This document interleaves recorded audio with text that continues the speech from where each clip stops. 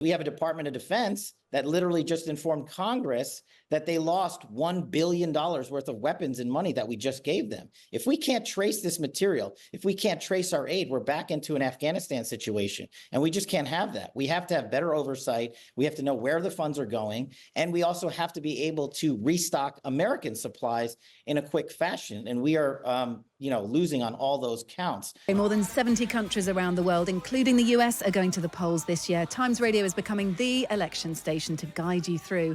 I'll regularly be checking in with people who have been and still are at the centre of US politics in the run-up to the election in November. To kick things off, I'm joined by Kash Patel, former Deputy Assistant to Donald Trump and former Senior Director for Counter-Terrorism on the National Security Council. He also wrote Government Gangsters, the Deep State, the Truth and the Battle for Our Democracy. A warm welcome to Times Radio's Evening Edition, Kash. Thanks for being with us. Hey, thanks so much for having me on the program. Appreciate it. Look, you're a fierce ally of Donald Trump. What's he like? What's the secret to his popularity, if you were going to define it for me in a minute or less?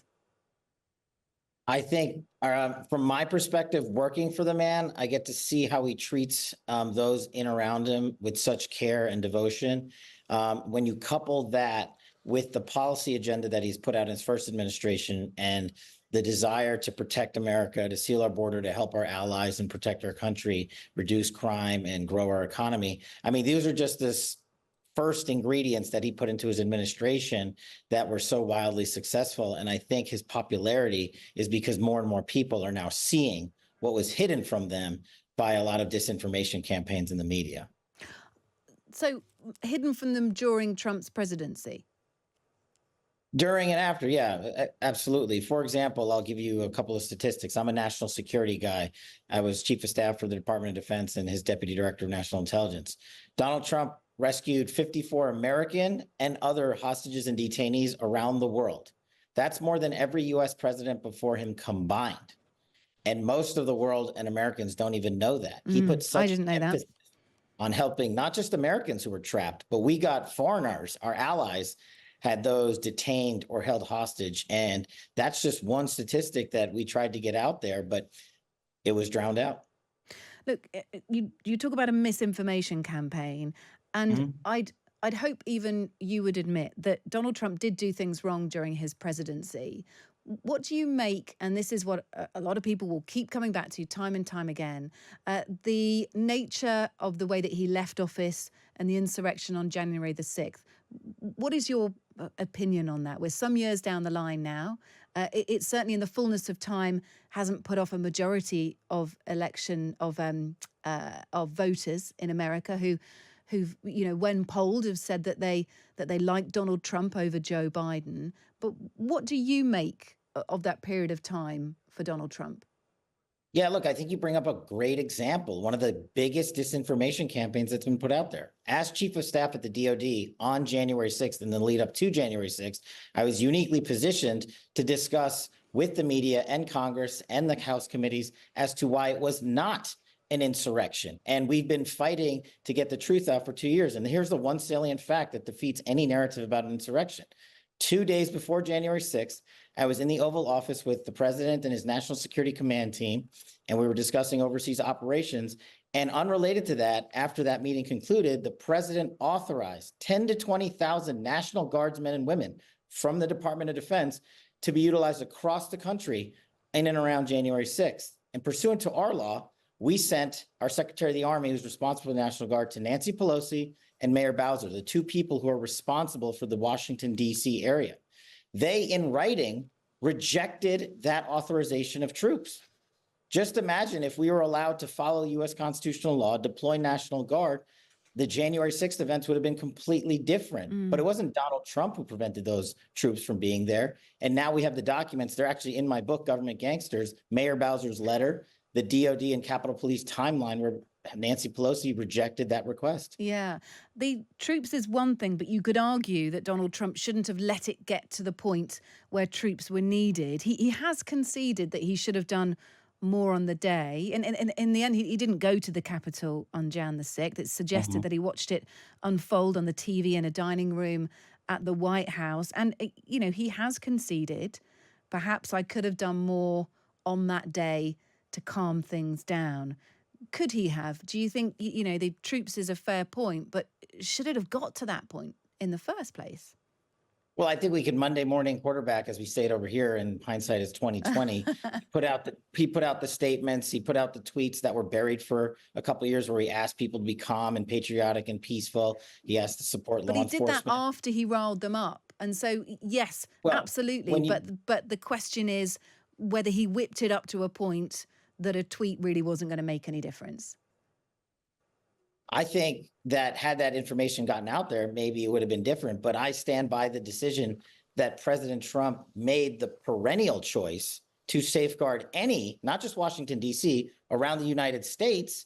And the local authorities who were responsible for policing that rejected the decision. He took the biggest step he could preemptively to thwart any sort of activity, not just in Washington, D.C., but around the country. And that salient fact alone crushes the insurrection narrative. And that's why you're now getting the insurrection non-legal version of that disinformation campaign in the US. It's been beaten back in the courts because legally there was not one. And now they're using it as a propaganda arm to say, well, he did it anyway, so don't vote for him. And I think more and more Americans are realizing the truth of what happened. And that's why they are standing with President Trump, not just on his policies, but on how things have been skewed in the media about how he acted. Yeah. A US court in Washington, D.C. Today ruled that Donald Trump isn't immune from prosecution over Jan 6th, and it'll go to trial. Obviously, he's going to take this to the Supreme Court. It's the second time that judges have dismissed his claim of immunity all over the Capitol riot on Jan 6th. Do you think the Trump camp will be worried about this? How do they handle this? Because it's all very well saying that the American public are now plugged into the misinformation campaign.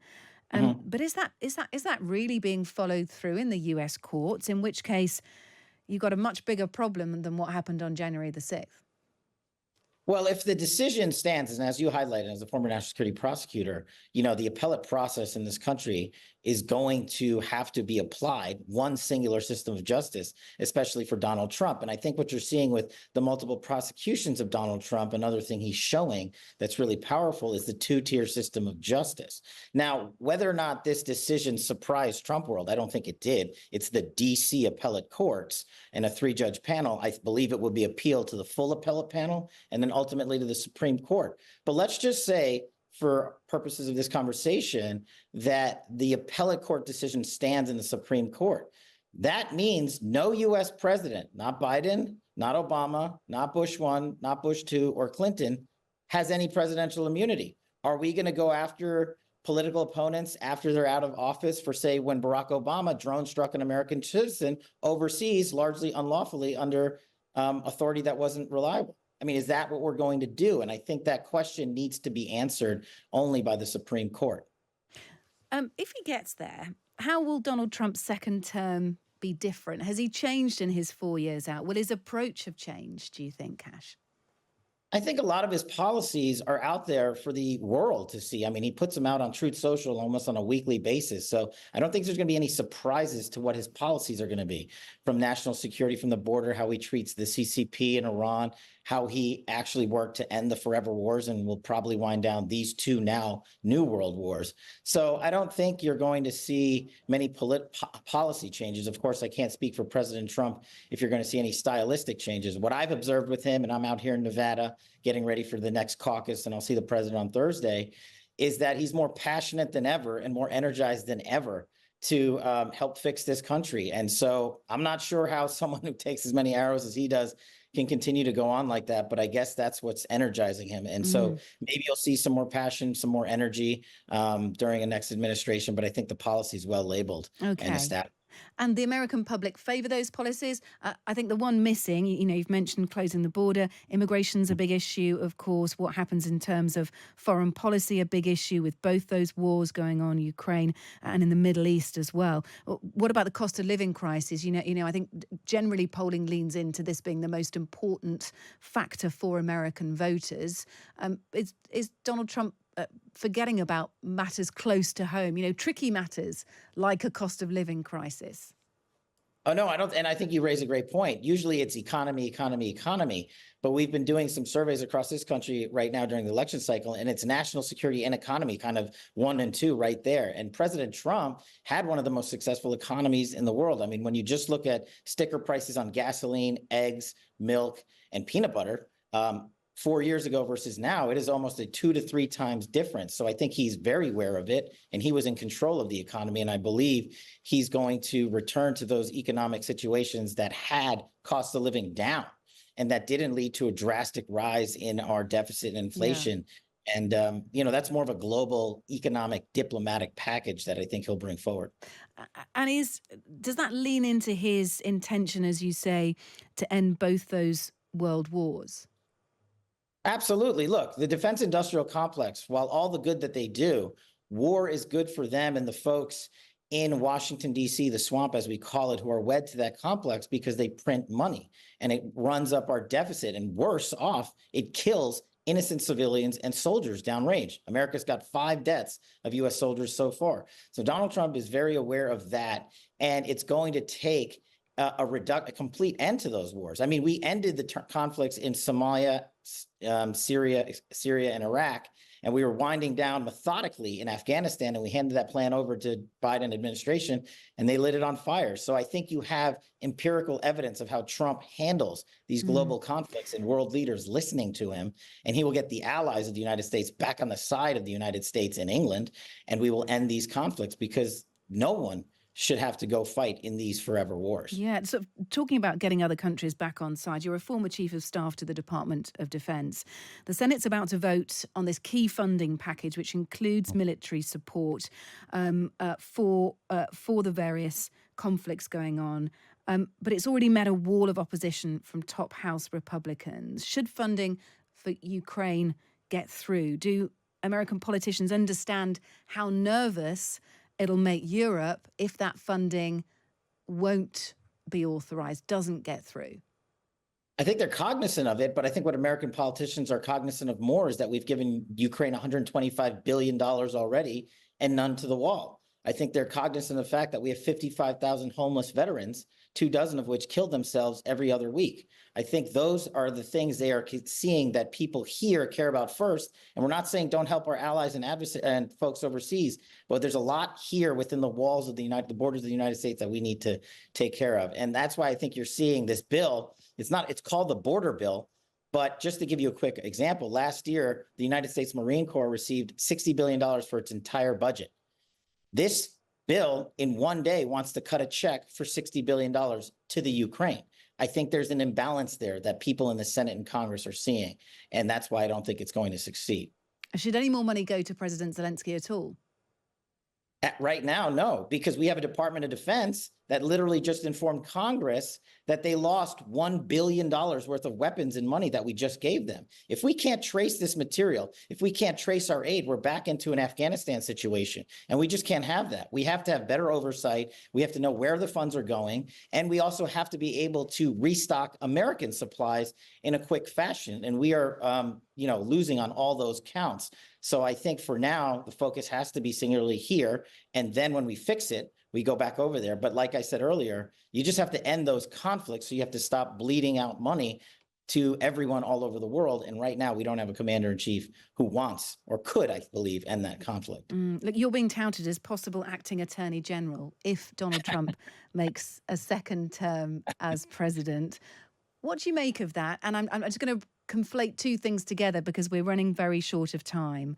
Sure. What don't the Brits, Europeans understand about Donald Trump? Why is it so hard for us to understand why America would want to go there again? Yeah, so as to the first, look, my mission is to get President Trump elected. We'll have those conversations if and when they occur after November. I served, it was a privilege, and I would definitely consider going back in. As to the bigger question, the more important one, I think that the thing is, and I'm glad we get to do shows like this because we didn't have that ability, I believe, 4 and 6 years ago, is that a lot of the world is now seeing for the first time things like Russiagate, things like the Jan 6th inquiry, things like the Hunter Biden laptop, the 51 Intel letter. They're seeing these multiple disinformation campaigns, and they're seeing a But I don't weaponized think system of justice. I don't think we interpret them as disinformation campaigns. Well, I that's have the to say. problem. I believe that's the problem. We caught the DOJ lying about Hunter Biden's laptop and the FBI. They just But this you're week basically said, calling the whole of the American legal system corrupt